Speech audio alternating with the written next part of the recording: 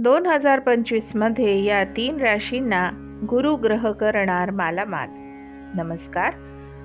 नुसता पैसाच पैसा 2025 मध्ये गुरु करणार 3 वेळा राशी परिवर्तन. या 3 राशींच्या व्यक्तींना मिळणार धनसंपत्तीचे अपार सुख.